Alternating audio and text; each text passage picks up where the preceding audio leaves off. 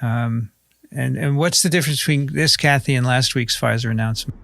Well, this one appears to be the conclusion of the phase 3 trial.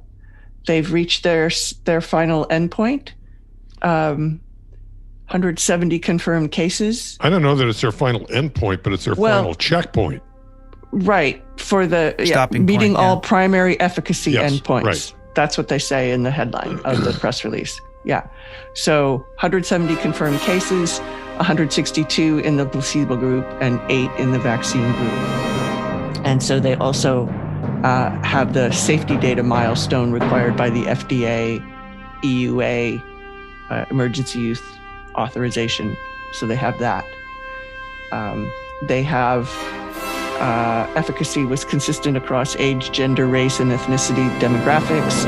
Efficacy in adults over 65 years of age was over 94%. And then well tolerated with over 43,000 participants enrolled. No serious safety concerns. Only grade 3 adverse event greater than 2% in frequency was fatigue at 3.8% and headache at 2%. This is an absolute triumph of modern science. Oh, yeah. Unbelievable. And for those out there who are inclined to deny science, wake up. Because this is amazing. They're not listening, This Rich. is just amazing. They're not listening to us. I know. Maybe people know somebody, okay? And look what we can do because we had done general basic research on immunology and had tried to do some work on structure of spike and MERS vaccine candidates and things like that. Hey, and people like Rich and Niles were working on T7 RNA polymerase, stuff like that. Yeah, what? 50 years ago. And they weren't saying we're going to make a vaccine using this one day. They're saying, hey, this is a cool enzyme. Let's see how it works. Yeah. Right? Absolutely. I mean, a lot of people poo-poo this business of being curious.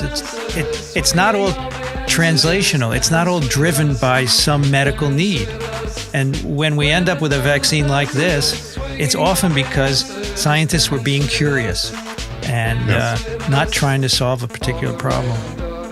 For the listeners, to be clear on that thing about T7 RNA polymerase, this is all basic molecular biology that comes from studying a virus that infects bacteria, okay, and trying to understand how it works.